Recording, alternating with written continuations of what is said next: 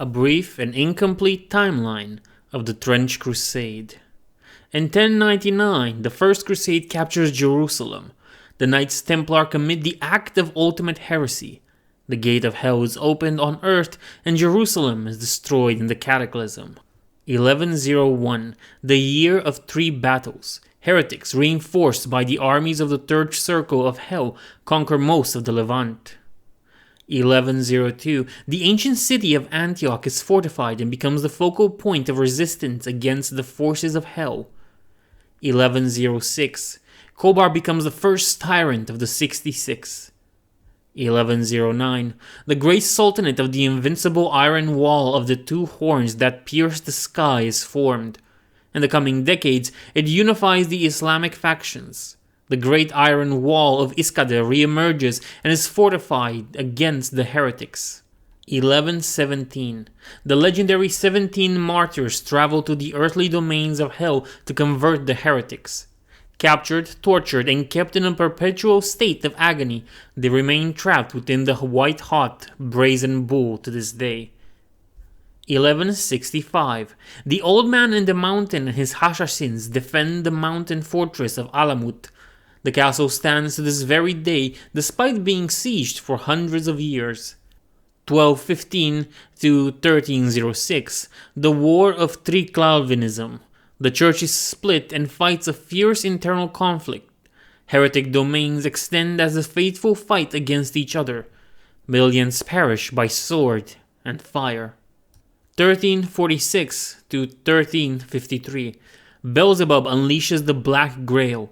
Tens of millions are infected, becoming metastatic vessels in the worst plague in the history of mankind. The Corpse War begin. 1429, Living Saint Jeanne d'Arc drives the Black Grail from mainland Europe. 1477, the city of Argos is taken by God and is no more. 1503, war prophet Angelos, guided by Saint Eligius, discovers the formula of orichalcum steel. Though extremely costly to produce, the metal proves to be effective against all missile weapons and is still used to this day. 1545, Antioch destroyed utterly by a mysterious infernal weapon. 1573, Sacred Order of the Dragon halts the heretic advance after the destruction of Byzantium.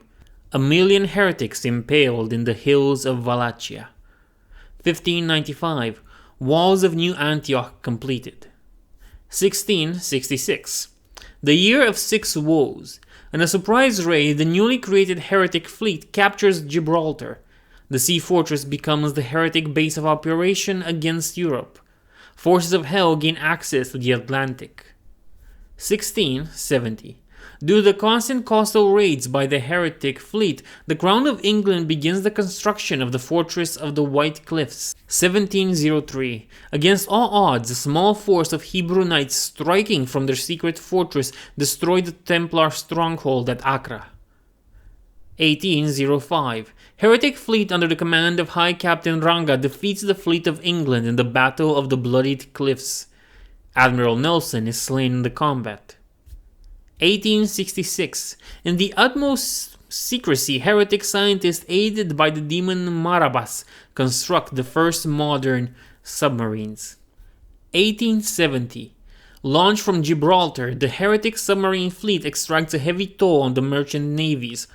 Widespread famine ensued. 1872, heretic forces stormed the city of Rijeka. It is fortified and heretic conquest is launched against the European mainland. 1894, the year of Broken Trinity. The Death Commando simultaneously assassinate the Supreme Pontiff, the High Prophetess Aelia, and the Holy Roman Emperor. The faithful are thrown into turmoil.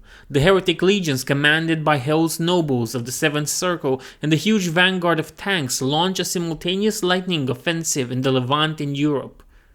1899, Church Space Program commences. 1907, the construction of the moving fortress of Britannia is completed. 1910, the Battle of Cordoba. A bloody stalemate. Heretic artillery devastates the ancient city, but the heretic forces fail to gain access to the heartland of Hispania. 1940, The present day, both sides are preparing for major offensive operations. In the huge swaths of no man's land, furious skirmishes and raids increase in intensity as the faithful and heretics vie for information, powerful relics, and securing strategically important positions. Armaments of the Trench Crusade. After raging for 8 centuries, the Great War has produced a bewildering variety of weaponry, equipment, and armor, and due to the power of both heaven and hell taking active role on the battlefields, a warband participating in the Trench Crusade often has a fascinating and exotic panoply of both ancient and modern weapons. It was the work of the followers of Saint Eligius, the patron saint of metalworks, that allowed the weaponsmiths and armorers of the Holy See to produce steel alloy imbued with divine light, metals more malleable and harder than any normal steel. Though the cost is enormous, suits of armor can be wrought that are able to withstand a hail of bullets. This excellence of the infantry field armor remains to this day, keeping abreast with the advances of firearms and explosives. Meanwhile, the heretic legions have gained access to hellish metals from the twisted crucibles of Tartarus, exceeding the strength of mundane steel, though often at a terrible cost, for carrying such weapons or donning an infernal suit of armor burns both the body and the soul, leaving behind festering wounds that never heal. Thanks to these advances in metallurgy, titanic artillery pieces exceeding 300 feet are constructed in the foundries of New Antioch, while the forges of hell turns out truly colossal machines of death of their own. The largest known piece, the dreaded Mouth of Hell, measuring a staggering 666 feet in length and boasting 1,666 millimeters in caliber. The massive artillery barrages pockmark no man's land, creating a hellscape on earth between the heretic and the faithful forces. It is over these pieces of land that the warbands of both sides travel, scouring every inch for usable weapons, holy objects of power, ammo, food, armor, and more. Due to the protection offered by modern armor, close-quarter combat is frequent and brutal. Trench clubs and polearms, lead-tipped great maces, and hell-forged swords are all used to deadly effect when storming enemy trenches. Enemies, such as Heretic Anointed, are often so heavily armored that only consecrated effort can bring one of these survivors of the Lake of Fire down, and even then, they often have to be finished off in brutal melee combat with Misericordia daggers, looking for a chink in their unholy armor. Those brave, or suicidal enough, wield anti-tank hammers, polearms with explosive powerful enough to tear apart even the strongest of armor. Still, the humble bolt-action rifle is the workhorse of the battlefield, and most yeoman soldiery as well as heretic legionnaires carry it. Many other weapons, though rarer, are in common use: machine guns, sniper rifles, grenades of both shrapnel and gas variety, as well as experimental anti-material rifles. While the heretic forces are equipped with blades of eternally burning flame, living bullets that infect their target and turn them into undead metastatic vessels, forever bound in servitude to the devils, and heavy flamethrowers forged in the iron pits of Dis, bleaching the flames of the lake of fire where damned souls wither for all eternity. With both infernal and divine powers actively working on earth, holy icons, symbols, cursed trinkets, and unholy artifacts are carried by soldiers of all ranks. Their power is undeniable and has turned the tide of many a battle. Martyrdom pills are taken regularly by Trench Crusaders looking to take the enemies of God down with them. They inure the faithful against pain and exhaustion, but extract a brutal toll after their effect wanes. Many trench pilgrims wear iron capulets that both shield their mind from the horror of the creatures of hell, but also incorporate a gas mask in their design, a useful feature on the battlefields where the use of chlorine and mustard gas, as well as more dire fumes created by the twisted chemist in the Bolgias of Inferno, is commonplace. Elite forces have even more advanced and esoteric equipment and arms. For example, the observers of the Synod of Strategic Prophecy wear a specially constructed helmet which allows them to hear the voice of God and thus allows them to perceive immediate past, present, and future simultaneously to a degree. This allows them to perform martial feats unrivaled, but it comes at a cost. A living human is now meant to hear the holy words, and as the voice of God never decays, they must concentrate with superhuman focus to hear what they need to pick the right course of action. Sleep is impossible with a divine echo ringing in their ears. Heavy sedation and use of mind-altering drugs is necessary for them to withstand the heavy burden of their battlefield role for any length of time. The trench pilgrims of the procession of the Sacred Affliction are known for their zeal for close-quarter combat. Their icon armor and shields, which despite appearances can withstand machine gun bullets, and the milestones they carry in order to tie them around the neck of sinners before they suffocate them in the mud and blood of no man's land. The rifle and the trench club are prepared against the day of battle, but vengeance is of the Lord. Battle Psalm 17:7, New Orthodox Syncretic Bible. The Principality of New Antioch. From the official and true annals of the church history as told by Melchior Gesell, 1910 AD, New Antioch. For 300 years, the Principality of New Antioch has stood defiant as the focal point of the church and the faithful at the very edge of the shadow cast by the gate of hell. It is the home of all our hopes, the bulwark against heretic forces, and the first line of defense against the devil's might. Should New Antioch fall, all the Levant will be lost. War has never left this corner of the world. The ancient city of Antioch was destroyed by a mysterious demonic weapon in the year 1545, but the faithful never gave up their positions in the ruins. Despite the lethal demonic essence emanating from the crater that was left behind, the garrison held on, even as mighty Constantinople fell to the legions of Chimaris, Marquis of Hell. Before it was destroyed, the ancient city of Antioch was always the first line of defense to be put to test. Thus, it is no wonder that in the year 1559, the Sword Congress of Vienna agreed to rebuild and fortify the city, and that a yearly tithe is to be sent to New Antioch by all the faithful nations, though this levy is rarely in the form of coin. Instead, endless supply trains of foodstuffs, tools, ammunition, weaponry, machinery, and skilled workers and engineers come across from Europe and the Mediterranean Sea, as well as the African dominions. Keeping the supply routes open is a constant game of cat and mouse, as heretic infiltrators and raiders harry the caravans and ships that allow the principality to exist to this day. Since those days, New Antioch has grown to be the most important fortress city in the world and the sword and shield of Europe and Africa. All the princes of the church and heads of various states and dominions who oppose hell understand that it is better to fight their battle against the heretics away from their heartland. To this day, New Antioch has withstood 8 great sieges, and its famed walls with their 77 mighty towers have never been breached. This is partly due to the hundreds of anchorites, metallic battle shrines with devoted entombed within them, that are embedded into the walls, keeping a vigilant watch day and night. More than anything else, it is the volunteers who come to serve under the banner of Christ that ensure the continuous existence of the principality. Thus, in the streets of the city, one can hear hundreds of languages and dialects.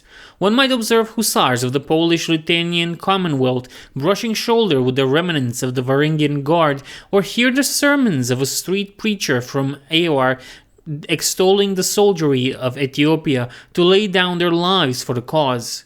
Perhaps they might even witness the church engineers' procession taking their latest invention to be tested on the front lines. This all happens under the watchful eye of the Office of the Propaganda of Virtue that tirelessly patrol the streets. While they are quite happy to turn a blind eye to the revelries of soldiers, they ferociously persecute even the slightest deviation from church doctrine. The execution of heretics is a weekly spectacle that draws immense crowds. Factories spew black smoke as the newly constructed tanks roll out of the workshops. Foundries burn white-hot day and night in order to keep the artillery battalions, the pride and joy of New Antioch, at full strength. In the techno-laboratories of the city, the church toils away in creating the superhuman communicants, empowered by the cloned flesh and blood of the Redeemer. Thousands of workers give their lives in horrific accidents and overwork each year, and great statues of celebrating their sacrifices stand around the city.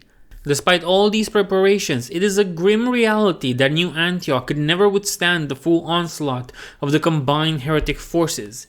It is only thanks to the ferocious and bloody internal conflict amongst the devils that has allowed the principality to stand to this day.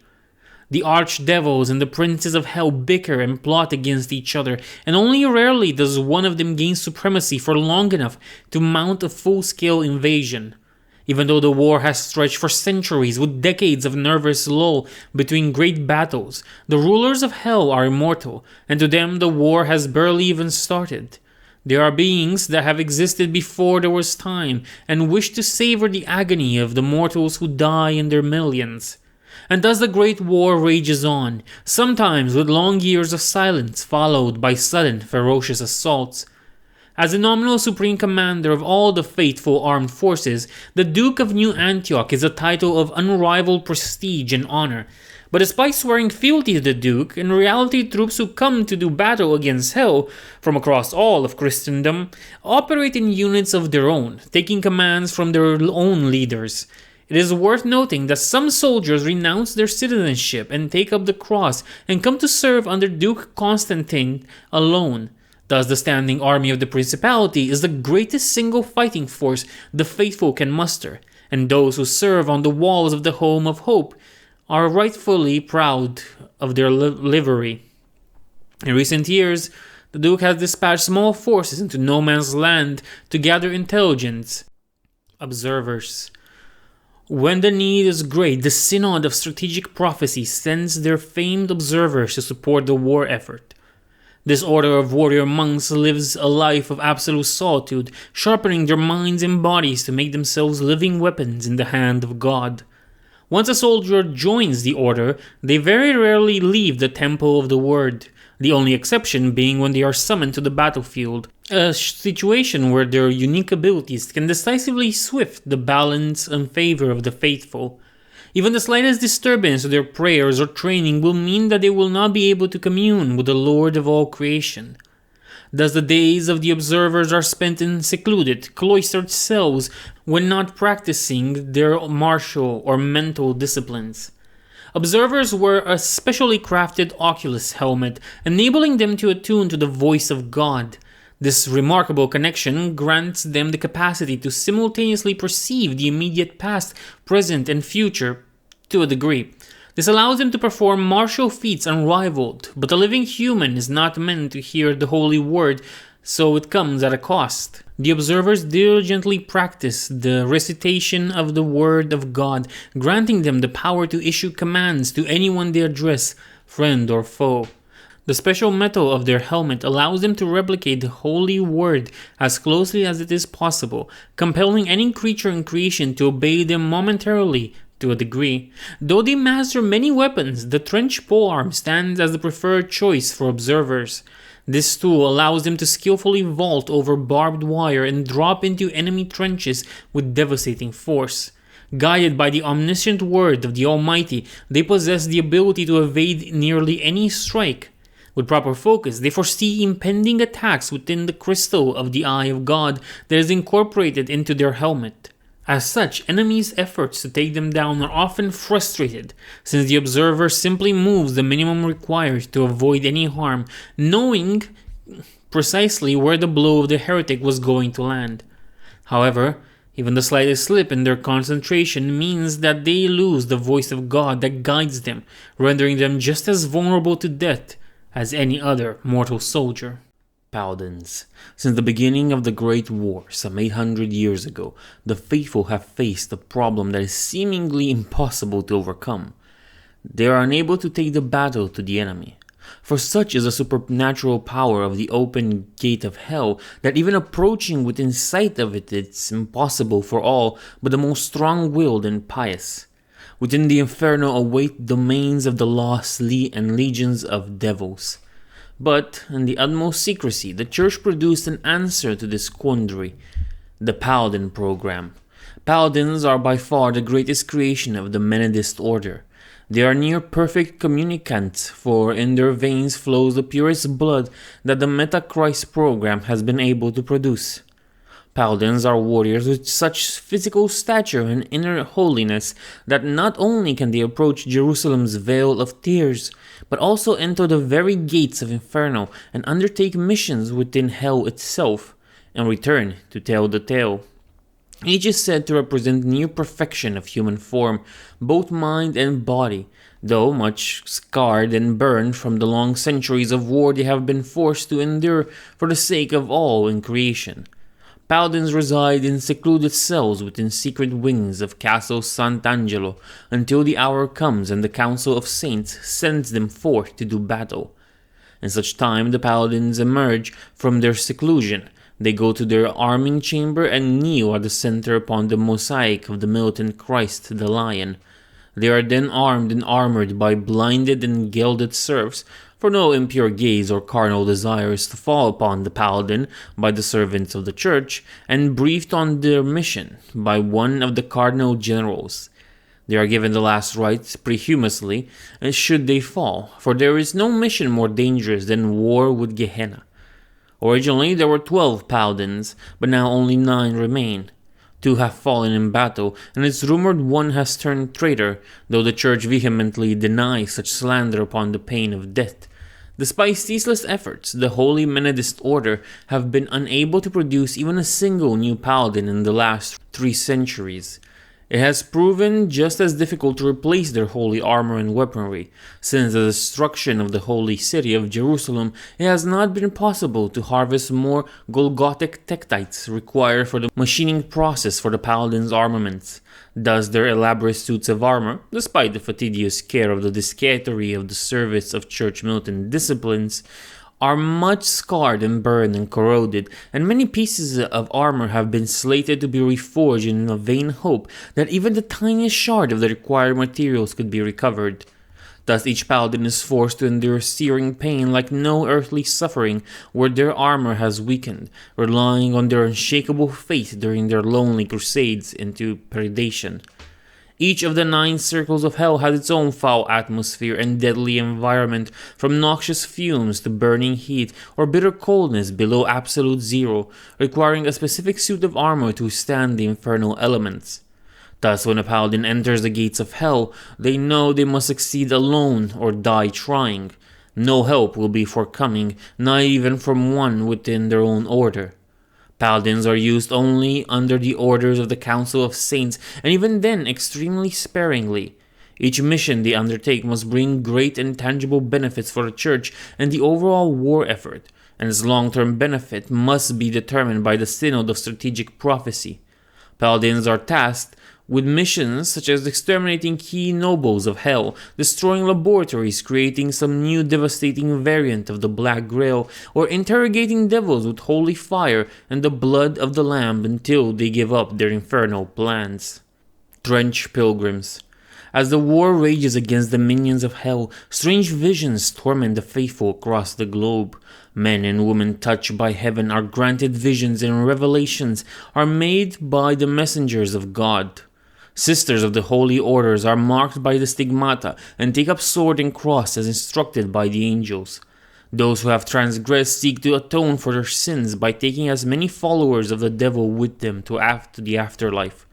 So they come, the mad and the maimed, the God-touched and the guilt-ridden, all gathering around prophets and prophetess, forming trench pilgrim processions, disorganized groups which arm themselves and follow the prophets of the Lord onto the front lines. They fight with unrivaled zeal, throwing themselves against the heretics and arming themselves with anything they can get their hands on, from the oldest musket to scourges and Molotov cocktails. Pilgrims are not officially sanctioned by the Holy See, but the Church still blesses the Crusades of the faithful. Thus the pilgrim processions are a common sight on the battlefields, often charging across no man's land in suicidal assaults against the heretics, directed by the visions of the prophet and prophetess who leads them. and urged by the whips of the castigators, who are charged with instilling the fear of God in their troops. The bulk of the pilgrims are men and women with little military training, but when they don the iron capuret of a trench pilgrim, they can face even a demon from the deepest bulges of hell unflinchingly. Nor is death necessarily an end to their mission. Sometimes the seventh Metachrist will deem a fallen pilgrim worthy and bring them back as martyr penitent, warrior halfway between heaven and earth, able to fight once more and feel no pain from bullet or bayonet thrust. Rarer and more dangerous are the stigmatic nuns, holy sisters who manifest wounds to match those of the third Metachrist, whom the nuns venerate. They excel in close-quarter combat, for each bleeding wound they suffer makes them stronger, not weaker, as their devotion to suffering as their Lord once did gives them strength and endurance not found on mere common mortals. Armed with swords and pistols, they cross no man's lands, heedless of any danger, praying to sustain wounds for the Redeemer, which in turn will transform them into the very vengeance of the Lord. In front of the trench pilgrims are driven the ecclesiastic prisoners, either captured enemies of the true faith forced to make a final act of contrition or volunteer sinners seeking redemption. Each is strapped with high explosives which are detonated once they reach the enemy lines. They dash across the killing grounds hoping to either miraculously survive the blast and escape, or take as many followers of Lucifer with them as they can, depending on their convictions. The most puissant of pilgrim processions will be accompanied by a shrine anchorite, a metal behemoth some 12 feet tall, a living altar of war, almost completely immune to any damage. The interior of the anchorite is covered in spikes and barbed hooks, so that the monk who controls this colossal is in a constant state of torment, rejoicing in the pain so they can suffer as their Lord once did. In combat, they wield adamantine Catarrhine wheels of massive proportions, which they use to crush the sinners and heretics into a pulp, and then string them upon the wheel as a warning to others. There is a bewildering number and variety of trench pilgrim processions. The penitents of pious revenge swear in the name of Saint Olga and use flamethrowers, burning grenades, and incendiary ammunition to assail the heretics. The pilgrims of the Iron Path follow Saint Rita of Cascia and go to battle with hammers, mauls and maces, cudgels and hammer nails into their heads. The skies shall darken, the ground shall open up, and the screams of the damned shall echo through the ages. Nova Revelations 99:24. In the memory of the saint they venerate, the Theban Legion of Rome carries the heads of the heretics upon their standards in the memory of their patron saint Maurice. They fight with swords and other blades, competing with each other for the number of heretic heads they amass. Trench pilgrims of the procession of the Sacred Affliction are known for their zeal for close-quarter combat, their armor decorated with icons and shields adorned with the depictions of the saints, which despite appearances can withstand machine gun bullets and the milestones they carry in order to tie them around the necks of sinners before they suffocate them in the mud and blood of no man's land. Shrine Anchorite.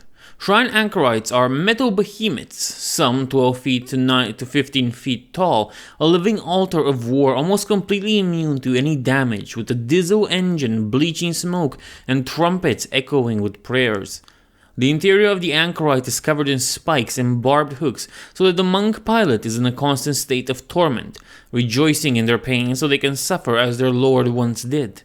The exterior is festooned with icons, holy relics, and devotional prayer scrolls, each according to the traditions of the pilgrim sect that the anchorite serves. The first anchorites were built a long time ago in the fortress monastery of Velhard in Greater Moravia. Several hundreds of these battle machines were built under the guidance of Saint Methodius, though now that craft is lost, as the monastery was destroyed by a death commando infiltration force of the demon Machorias. Later inventions of the engineering foundry of New Antioch created machine armor, a far smaller but more maneuverable personnel protective suit based upon the anchorite design. But the pilgrim processions have neither access to these marvels of modern engineering, nor do they have any desire to give up their anchorites, which act both as fearsome engines of war as well as mobile shrines that form focal point to the prayers and devotions of the pilgrims. The pilot monk or nun, once installed, never leaves the shrine anchorite until the day they die. Once they fall in battle or rarely of old age, the remains are rarely removed and body parts are preserved in reliquaries mounted upon the anchorite. Thus each of these war machines is a testament to its long history of war against the forces of hell. In battle, each anchorite carries a great adamantine Catherine wheel, as well as immense bone-breaker mace to bring the wrath of God upon the sinners, heretics, and apostates.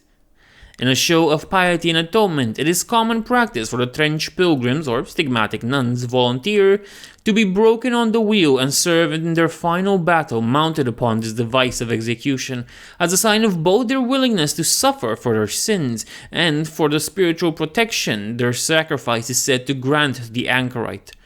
The church frowns upon this custom, but pilgrims flock to their anchorite on the eve of any battle, hoping to be granted the honor of perishing upon the wheel. Heretic Legion. A shroud of darkness blankets the world. Smoke and brimstone spew from the yawning gates of inferno, enveloping the land where people have abandoned God and openly wage war against His creation. It is a grim reality that a full third of humanity has bent its knee before the idols of hell. The main satanic military force on earth are the heretic legions, raised from amongst these citizens of the damned. Spies are sent into hell's domain under special absolution by the Cardinal Protector. Most are caught, never to be seen again, save for some whose eternally screaming heads are returned to New Antioch, branded with bleeding runes that mock the Trinity. Yet some do make it back to the light, whispering of the horrors they have witnessed, a firstborn cast into the mouths of the burning statue of Baal, and human flesh sold by the pound in dreadful markets. They speak of the great idols of the golden calf, and rapturous men and women who have prostrated themselves before them, carving layers of their own flesh in ecstatic offerings. Inverted pyramids and towers plunge into the depths of these cities, built of iron and black stone. Within these pits stand sacrificial altars where weeping captives are slowly sliced to death over agonizing days and weeks with wicked knives made of infernal basalt. Cathedrals, the princes of hell, hang from great arches of volcanic stone, while condemned are crucified on hundreds of upside-down crosses. Accounts speak of sprawling factories made of mutilated flesh and metal, their forges wielding endless ammunition for the ongoing war.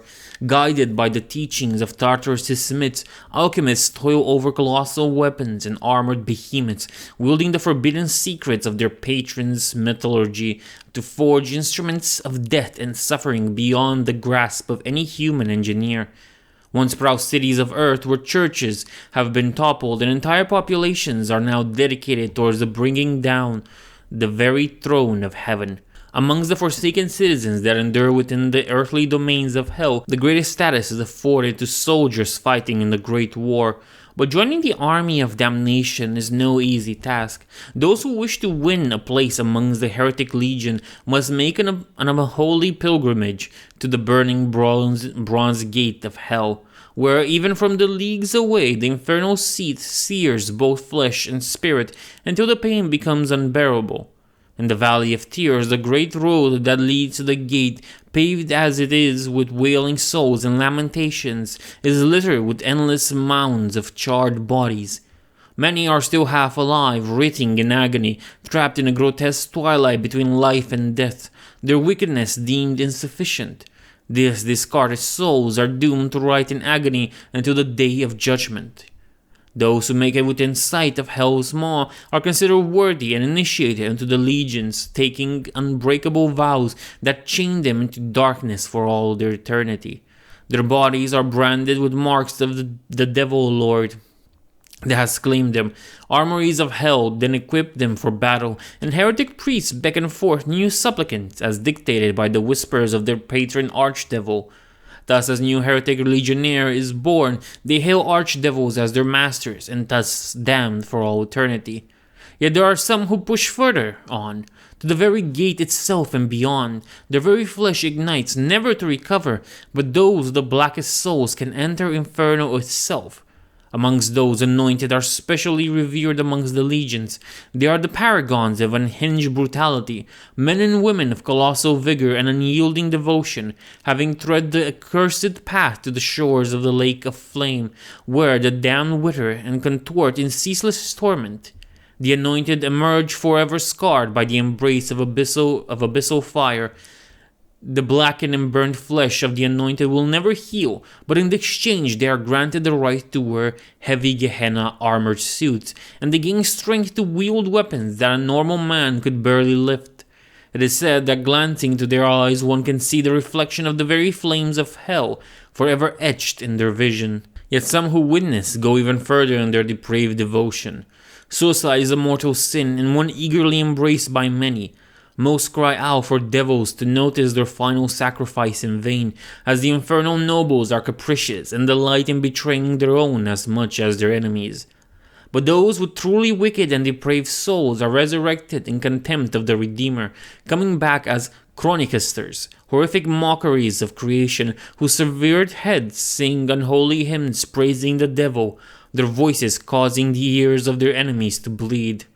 Though the vast bulk of the heretic legions are made of mortal humans, hell often sends their own abhorrent progeny to reinforce the mortal foot soldiers. Nightmarish war beasts made of captured and possessed creatures, and dreaded artillery witches who act as mobile artillery supporting lightning assaults. Thus, in this accursed theater of war, mortals and abominations march hand in withering hand, bound by the suffering ties of damnation.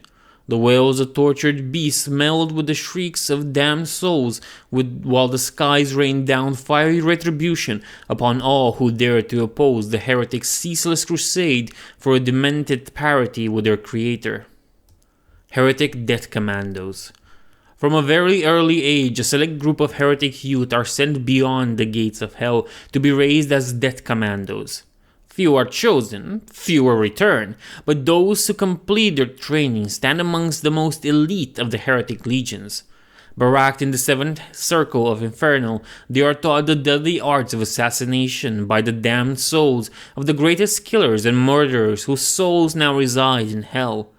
Here they undergo brutal training, mastering the use of all manner of weapons and poisons, and they are schooled in martial arts by the personal guard of the archdevil Beleth.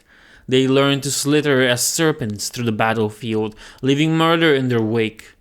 Their specially forged Tartarus claws are quenched in the waters of the river Styx, a source of poison more potent than any mortal venom. Many carry silenced pistols to take down targets unseen and unheard. Aside from their weapons, the Death Commandos are equipped with stealth generators that operate by diffracting light, utilizing the heart of an innocent and infernal technologies that hide them from the eyes of God. Once their training is complete, Death Commandos emerge from the abyss as silent specters of carnage, of the heretic troops fighting the trenches of the Great War. The Death Commandos are the most feared by the faithful. Most infamous in the ranks are three master Death Commandos, Cain, Barabbas, and Haman, who simultaneously assassinated the Supreme Pontiff, the High Prophetess Aelia, and the Holy Roman Emperor in 1894. This threw church forces into turmoil and allowed the heretic legions to launch a lightning offensive across the Levant in Europe. The tongues of the Death Commandos are ceremoniously ripped out at the end of their training. They will never speak of what they have learned, and their unnerving silence adds to the sinister reputation. They communicate with each other with a complex system of inscrutable hand signals. Heretic Chorister. From a young age, all heretics are taught that God tyrant Yahweh demands obedience, but there are always brave souls who chafe at the yoke of divine oppression. In the bitter rage, these dauntless ones commit a form of ritual suicide to spit in the despot's eye, knowing they have not the strength to injure him apart from this little rebellion. Suicide is a mortal sin, and sacrificing yourself to the glory of hell is yet a greater affront to God. Some heretics born with a gift of sonorous voice belittle prospects of rising through the ranks. Those possessing a determination to excel nevertheless may pursue the dark path of becoming a chorister. Such supplicants go to one of the black altars of heretic abodes at the bottom of the deep inverted pyramid temples dedicated to the greatest of archdevils. There, they are dressed in robes of dark devotion, lie on the altar and mutilate themselves to death by carving unholy runes in their flesh. The more wounds they can suffer before perishing, the more pleasing it is said their offering is. The most devout slice their own throats, trying to cut as deep as they can before their miserable lives leaves them. Most of such wretches go to their doom in the lake of fire, but some are reborn as choristers after 9 days. Their corpses lurch back to their feet and finish their grisly beheading, and lifting their severed heads that begin to sing hymns they have learned in the inferno. From their self-inflicted wounds sprouts cold blood that forms diabolic symbols and changes to match the words of their unholy choral. They head towards the front lines driven by a call no living can hear and join the heretic war bands of their choosing. As their severed heads sing their agonizing hymns, the minds of their enemies are filled with visions from the pits of hell, weakening both the resolve and strength of those unfortunate enough to hear the dire song of a chorister. Their hymns are often the first thing a fresh recruit experiences on the battlefield as their unholy voice rolls across the trenches, proclaiming a never-ending prophecy of their final victory of hell over heaven. The greatest military hospice of New Antioch has separate wings for those who have never recovered from hearing chorister dirges, their minds forever lost in a vision of eternal damnation, tied to their iron frame beds, screaming of the world to come when it's all covered under the darkness lit only by eternal flame. The cult of the Black Grail. Epidemics of typhus, malaria, typhoid, smallpox, yellow fever, pneumonia, trench fever, Marquesian diseases, and countless other ravages the trenches and battlefields of the Great War.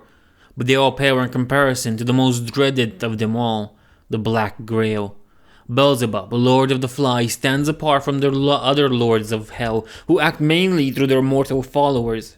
Instead, when he periodically gains supremacy in the bitter power struggle of the archfiends, he sends forth his deadliest curse. Infused with demonic essence from the bowels of the seventh layer of hell, where the putrid fortress of Beelzebub stands, spews forth a torrent of demonic hellflies, scorpions, locusts, and other infernal insects. The hell gate opens and a veritable tidal wave of foulness emerges, flowing across the land at startling speed, consuming everything and leaving indescribable horror in its wake. After 9 days, the insect swarm exhausts itself, devouring its own in its insatiable hunger. The Black Grail is indiscriminate in its hatred of all living things. Its infections can spread to virtually any living biological matter, which bursts forth with tumors, boils, and weeping pustules. Puddles and ponds of melted flesh are left in its wake, endless mouths left screaming in their agony, for the Black Grail destroys the body but leaves the mind intact to suffer. The scientists, priests of the church, and the alchemists of the Sultanate fervently look for a way to inoculate their people against this foulest of diseases. But thus far they are without success. The only answer is to burn the infected settlements with specially constructed flamethrower tanks that use holy anointing oil as the fuel for their weapons. But if this is not done, or the countermeasures are too late, what happens next is even worse.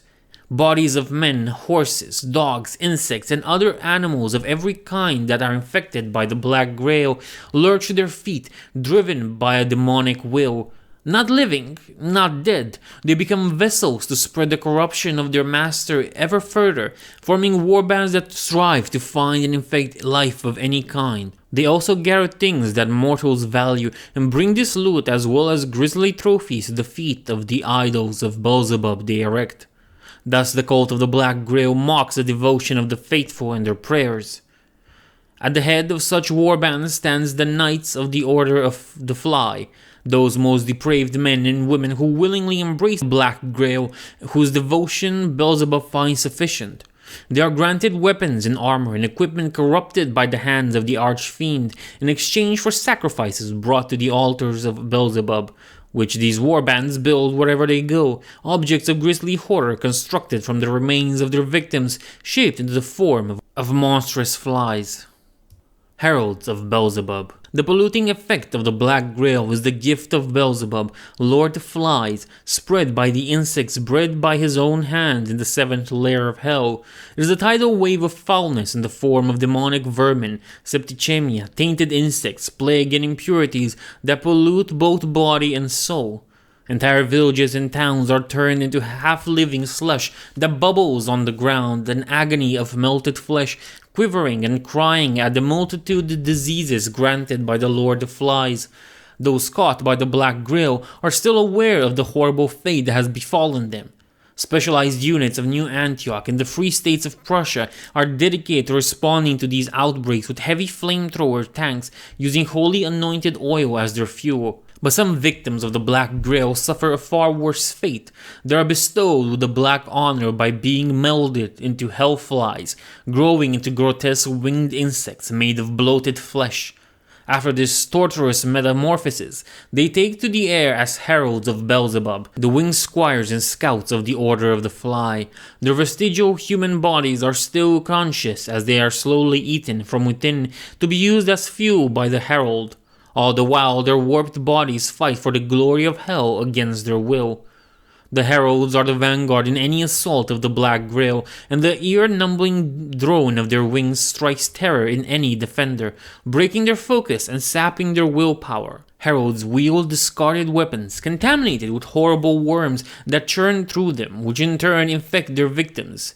Each diseased bullet has sentience of its own, finding even the smallest chink in any armor, burrowing into the nervous system and liquefying the internal organs from within. Plague Night. When the tide of the Black Grail comes, many mortals cry out to Beelzebub in their despair, hoping that the Lord of Flies would spare them in exchange for worship and servitude. But their prayers fall on deaf ears, for the Prince of Gehenna hates all creation, and only wish to warp it into a form pleasing to him and hateful to God.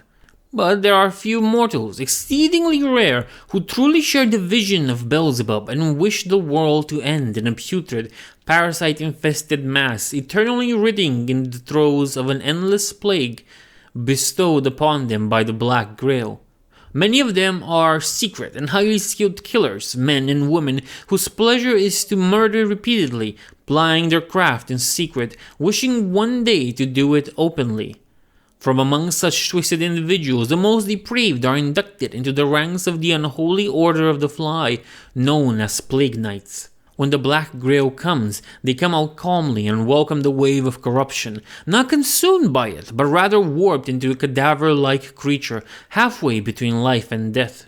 They retain sentience, intelligence, and a dim memory of their past lives, making them extremely useful at leading the Black Grail into the isolated farmsteads and remote settlements that might otherwise escape the clutches of Beelzebub.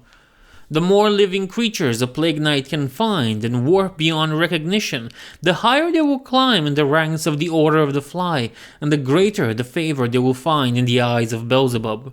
Amongst their rank, there are 12 Plague Knights of great renown, made in mockery of the paladins of the Church, great champions of the Fly. They dwell within Ekron, the city of Beelzebub, a place of such wilting horror that none dare to approach it, not even the mightiest of heretic lords. But sometimes the orders of their lords come to their ears, and then the mightiest of Plague Knights strike forth, following orders and carried out by the deafening buzz of trillions of beating wings of hellflies. The Iron Sultanate. When the infidels opened the thrice-cursed gate to Gehenna, releasing the Gog and Magog upon those who believe, it seemed that all was lost and Shaitan would emerge victorious over Dunya. But the creator of the universe came to the aid of the faithful, and as has been written, the great iron wall of Dul al-Qarain manifested itself in the lands ruled by the Sultan of Rum. A call was sent to those who believe righteously, and over the coming decades, the migration of all the faithful, second in importance only to the Shiraja of the Prophet himself, took place across Europe, Asia, and Africa. Millions perished on the road and at sea, for the heretics and their shaitan lords swarmed them as locusts swarm fields of ripe sesame, devouring them and building vile monuments and statues from their limbs and heads, so they could not be buried as is decreed in the holy texts. But once all those who survived the journey had come, the mighty gates of Al-Quran were closed, and the great sultanate of the invincible iron wall of the two horns that pierced the sky was formed. The assault of the slaves of Jahanna against the Sultanate have never ceased since that day, and each day new martyrs are mourned as they defend the wall and confront the heretics who have overcome its defenses. But within the walls the lost knowledge flourishes, and from mosques of white marble and gold the muezzin call of the faithful to prayer for the success of the Sultan's army as it struggles to protect the lands within the wall and defend its caravan trails that provide the Sultanate with vital trade goods. The Iron Wall is the greatest defensive work in the world, a mighty bulwark festooned with the famed artillery of the Sultan. As if sharpshooters stand at ready, ever watchful for surprise attacks, and the elite Janissary regiments have barracks at set intervals near the walls so they can react to any attack at speed. During a more serious incursion, a full muster of Avzibs is called the House of Wisdom, unleashes its terrifying takwin creations upon the foe, and if needed, desperate, the Sultan himself comes forth, and his Janissary march with him to do battle, carrying the green flag of the Prophet before them. Thus the protection of the Iron Wall has had an extensive influence on the Sultanate way of war. The conscripted Azebs are experts at feigning flight and skirmish, while the looping lions of Jabir harass the enemy flanks. All the while, the superb artillery of the Sultan bombards the enemy as they make their torturous journeys across the battlefield, littered with traps set by the skilled sappers. When they reach the ranks of the faithful, the Janissaries, Sultan's elite household troops close in and finish the enemy with their devastating countercharge, led by the iron-willed officers. Dreaded assassins from Almut prowl in the winds of time, striking the enemy cities and leaders, while the alchemists of the House of Wisdom unleash devastating weapons made deadly by their elemental mastery, capable of overcoming defenses of virtually any foe. Beyond the Iron Wall, forces of the Sultan operate in small, mobile companies, each with a particular mission to accomplish. They hunt down apostates that have gone to serve shaitans, look for the relics from a time of the prophets, or seek to recover lost treasures and books of knowledge from the ruins of the fallen caliphates. Though an understanding between the church and the Sultanate on being co-belligerents against Jahanna exists, the commanders of these expeditions will tolerate no interference and do not hesitate to crush those who would hinder their mission. Resentments against the infidels who unleash Gog and Magog runs deep in the Sultanate, and matters of honor are swiftly resolved with duels to the death. Woe to those who dare to hinder the mission of those who believe. Janissaries of the Sultanate. The Janissaries are the Sultanate's elite warriors, raised from childhood into the arts of war. Captured during raids upon the desolate northern and eastern marches beyond the Iron Wall, they are subjected to rigorous martial training and indoctrination from an early age. Through spiritual and alchemical means, bound by chains unseen, their minds are carefully conditioned until they attain a complete and unwavering loyalty to the Sultan, and to him alone. Their physical attributes are augmented by potent elixirs created by the mystic Jabirin's arts. Their ornament armor is forged from the metallic formula that the alchemaigi of the Sultan gleam from the very iron wall that protects the Sultanate from their enemies. These soldiers are also protected by powerful talismans crafted by blind thaumaturgists from the school of the meteoric omen. Armed with Jezzail's rifles, hand mortars, yatagans, blades, and a devotion carved upon their very soul, the Janissaries are formidable opponents indeed. On the battlefields, Janissaries excel at storming enemy strongpoints and trenches, crushing elite formations and acting as bodyguards for high-ranking individuals. Though the Sultan uses them sparingly beyond the Iron Wall, since they also form his personal bodyguard, some Janissaries are sent to the front line to bolster the cause of the Sublime Gate. In the middle of the mud, blood, and dust of the trenches, the richly decorated panoply of war creates a beautiful and frightening spectacle as they charge the enemy lines with total conviction that paradise awaits those who fall in righteous battle. Lion of Jabir. and the fabled Sultanate of the Iron Wall, deep between the golden guardians of Damascus, through the caravan of the Sleeper and past the 7 gates of potentiality, are the vast laboratories and metaphysical factories of the alchemist. Using the mysterious Jaberine process called takwin, the alchemists are able to create artificial life and produce all manner of strange, wondrous and beasts and automatons to delight the masses of the souk and grace the guardians of the Sultan. Deeper still, in the darkest and most secret reaches of the alchemy complex, past the 7 hidden gates of actuality, are the sanctums where the art and science of takwin is honed to its most keen and deadly purpose.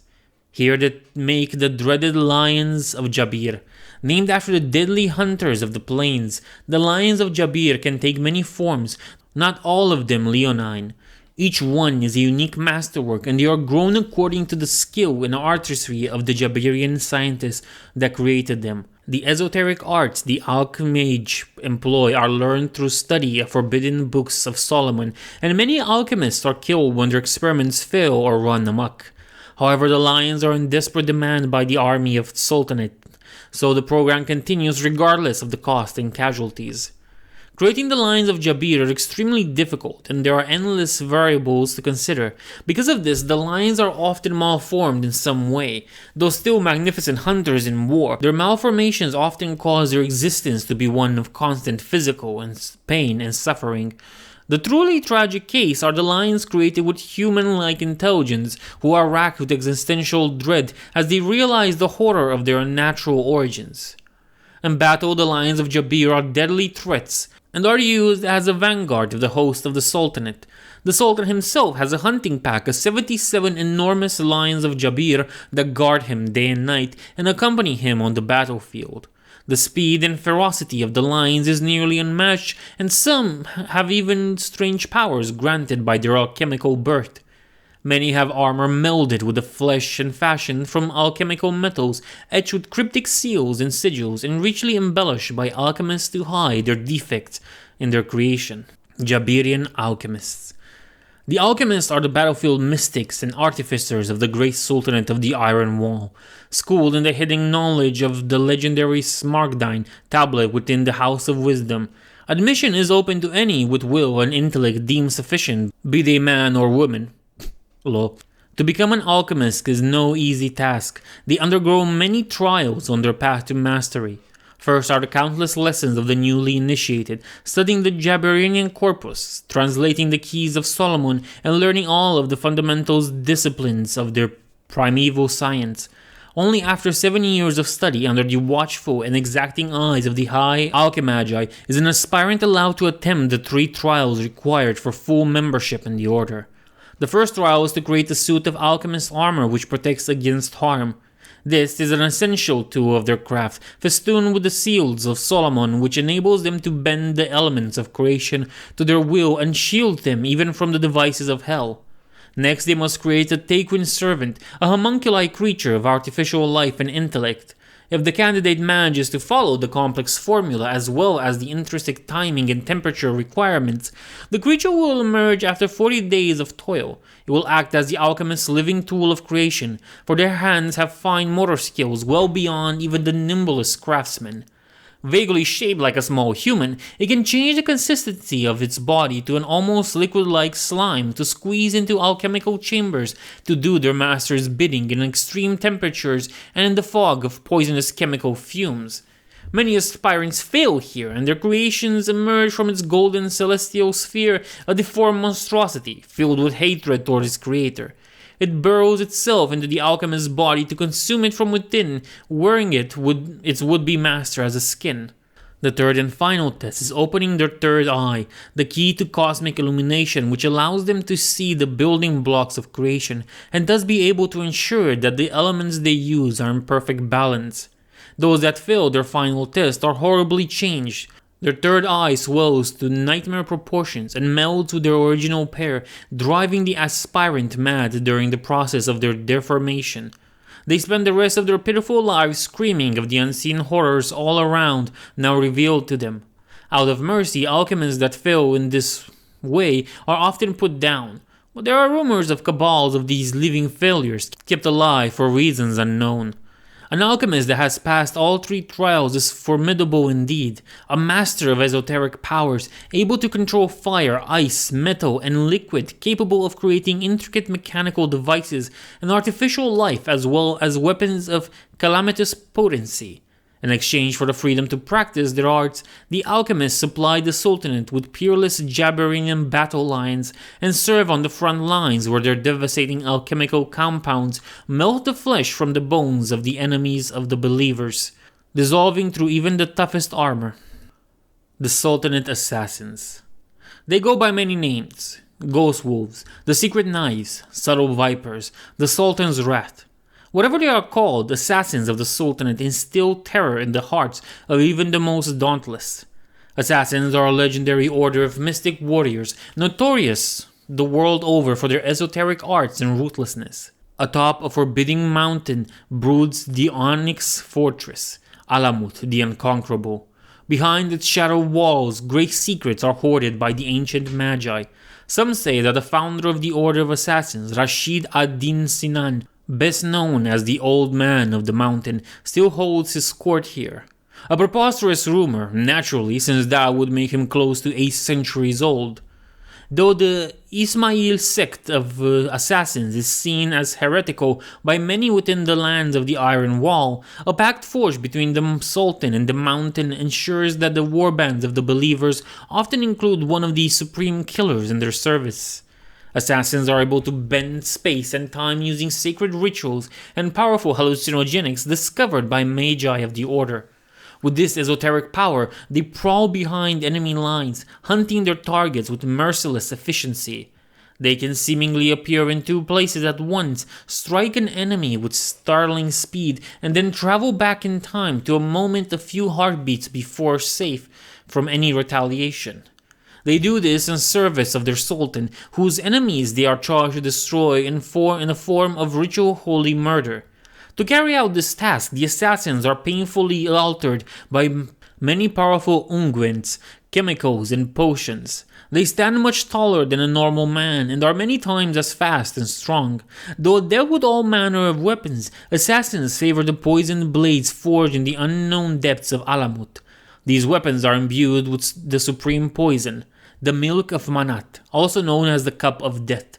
A simple touch of these blades upon the unprotected flesh is certain death, as the body of the victim turns black and rots from within over the course of several excruciating seconds.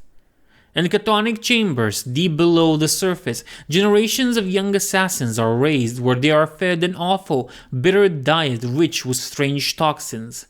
Generation by generation, their tolerance grows until the blood of these willing vessels is drawn and then smelted into a poisonous iron. The iron is forged into wicked curving blades, and deadly spells of slaying are layered into each fold of the toxic metal. Finally, the red-hot blades are quenched in the venom of the pale, unnatural offspring of a basilisk and manticore. Thus the blood of the first generation of assassins still lives to this day, growing more potent with each generation. Azebs. The lands of the Sultanate are vast, and many armies can be raised from the multitude of the provinces, where one household in 20 is required to arm and equip a soldier to serve the ruler of those who believe.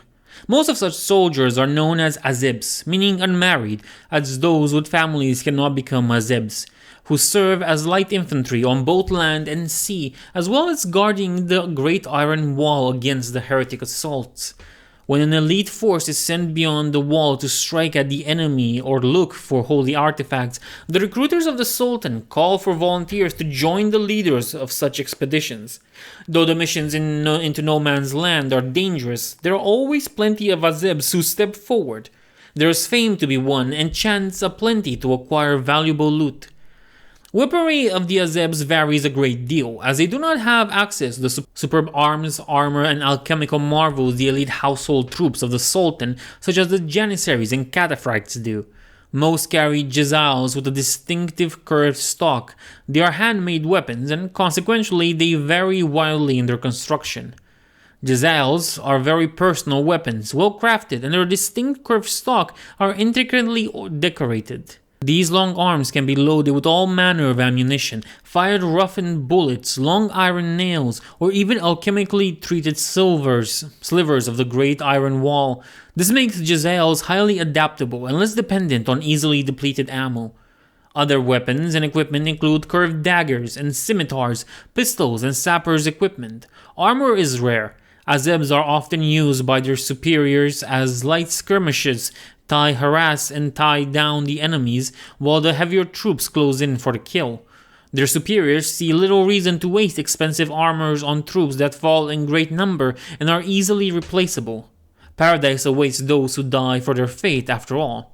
Many Abzibs meet a terrible end in the cruel wars in the trenches, and others return broken in mind and body. But there are always new hot-blooded recruits willing to risk it all for the Sultan, a chance to kill the hated followers of Shaitan and return to home as heroes with fabulous stories of glittering gold. Dizbashi Captain.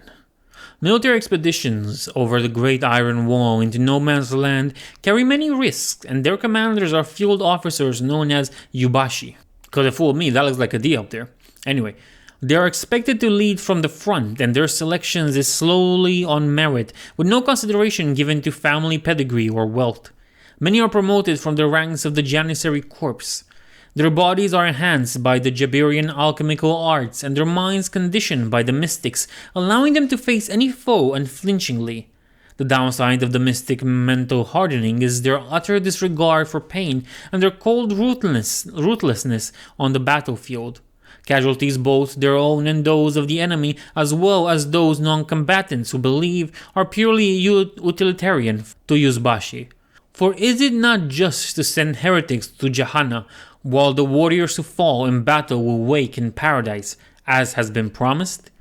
Under the orders of a powerful pasha or emir, even the sultan himself, the Yuzbashi assumed the command of an elite squad of warriors to fulfill their tasks, such as to reclaim holy artifacts lost during the catastrophic period when heretics took the Levant by storm.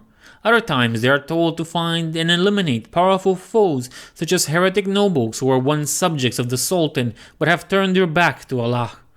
Yuzbashi are equipped with superb armor of meteoric iron, the finest carabines gilded with silver and loaded with alchemical shot, and carry Kijli swords of the past heroes of the Sultanate, where great deeds of old are inscribed with gold calligraphy. If they serve the Sublime Gate well, their name and glory will be etched on the blade as well to inspire future generations. The strongest carry dreaded hand cannons, which double as deadly halberds. If they are hunters of distinction, they wear pelts of their great kills, such as chimeras, as cloaks, which offer protection from the powers of Shaitan. Such brings Yuzbashi the favors of the Sultan, and along with its honor, splendid weaponry of Damascus steel, gold dinars aplenty, and access to the wondrous devices and creatures created by the Jabarinian alchemists in the House of Wisdom. Hunting is a noble pursuit within the ranks of the officer corps, and artificial birds of prey and automaton hounds double as potent weapons of war and are brought along to the front to aid their masters at war. Brazen Bull. It is with artillery that the Sultan makes his arguments known. Due to the protection afforded by the Iron Wall, the Sultanate has always maintained excellence in artillery. However, the siege guns and heavy mortars that defend those who believe on the ramparts of the wall are far too cumbersome for small expeditionary forces. Thus, in the year of the Hiraja 821, Sultan Bayezid III commissioned a new creature of war to act as a living field artillery. To fulfill this decree, the Jabarian scientists of the Royal Artillery House have labored for centuries to perfect the divine art of Takwin. In their secret laboratories, they perform countless experiments, learning many precious and costly lessons in the process. They have devised many things, but none more clever or ingenious than the Brazen Bull, called Boga by the soldiery of the Sultanate. The Brazen Bull is a monstrous being of immense power and vitality, capable of tearing even the bastard child of a devil clean in half. The Sultan's armorers equip the bulls with heavy artillery that even the superhuman Janissaries cannot lift, let alone use in battle. Flame cannons, volley guns, and holy blades blessed by the word of the Great Protector. encasing its mighty frame in an exquisitely decorated bronze armor of the thrice-hardened scales covered in talismans of protection and the grace of the Creator. On the battlefields beyond the Iron Wall, the brazen bull is an awesome and terrifying sight. It is a single-minded, fearless walking bulwark, a tower and shield with which the war parties of the Sultanate rally behind. Such is the power of their weapons that the very earth shakes with their pounding, disrupting the enemy advances even when they fail to slay their targets. And this has been all. This is all the lore we have from Trench Crusaders and its sample. I say support this because it's quite amazing and I really like it. I'm honest with you, I really like this. You might have seen during the video that the images are superb, they're gorgeous. It's just the perfect setting, to be honest. Nevertheless, if you reach this point, please like, comment, subscribe, rate, the whole ordeal. Help the channel out. And I'll see you in the next one. Arrivederci.